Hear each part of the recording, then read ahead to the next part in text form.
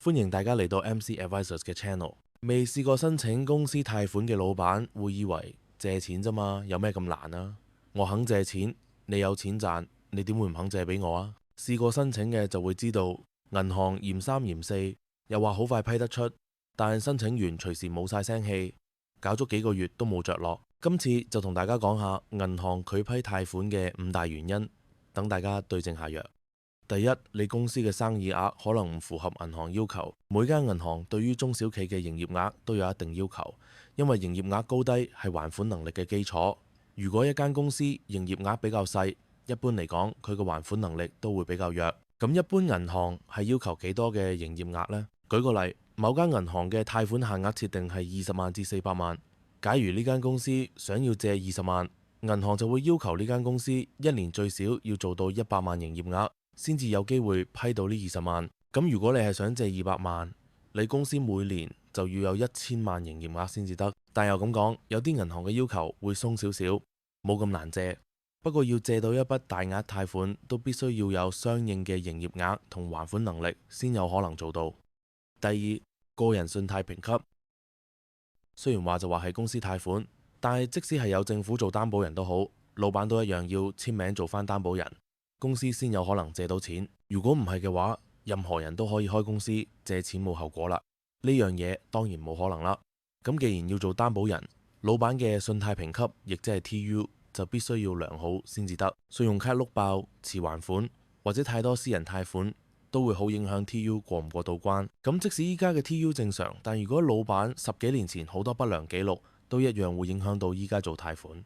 所以做貸款前一定要留意自己嘅評級過唔過到關先得。如果呢一刻 TU 有問題，就算盤生意幾大幾靚都好，都一樣會俾銀行 reject。第三，借貸比例太高。借得多唔等於借貸比例高。例如一間公司一年做1億生意，佢有2000萬貸款，其實並唔過分，因為呢度只係佔佢一年生意嘅2成。雖然借得多，但係借貸比例唔高。但如果一間公司一年做緊2000萬生意，而佢借咗2000萬，咁就係借貸比例過高，好難再借。我哋都發現呢2年有唔少中小企借貸比例都過高，而且過高嘅原因通常都係因為早2年借咗太多100%擔保而推高咗借貸比例。原因在於100%擔保唔理你做幾多生意或者借咗幾多，佢都係按你嘅租金人工去計27倍借出嚟。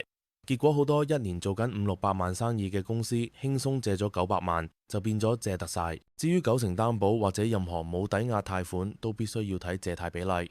呢類公司因為借貸比例已經太高，要再做貸款就非常困難啦。第四，戶口冇晒錢，先問銀行借，就好似咁。我想借錢啊。冇問題，交文件俾我哋睇睇。葉師傅，你公司財政狀況好似麻麻地咁。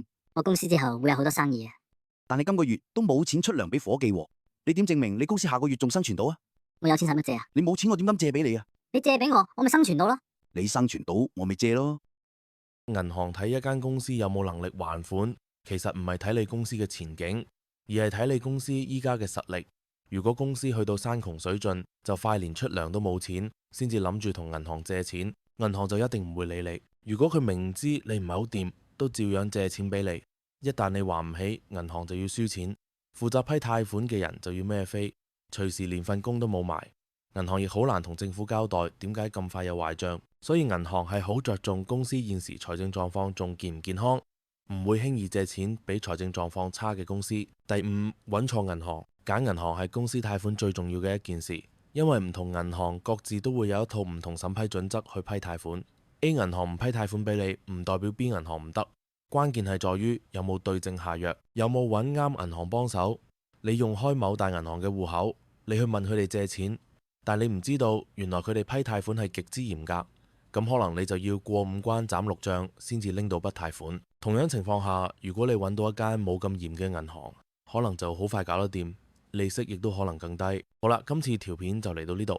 如果大家仲想知道多啲，可以直接 WhatsApp 我哋問一問。多謝收睇。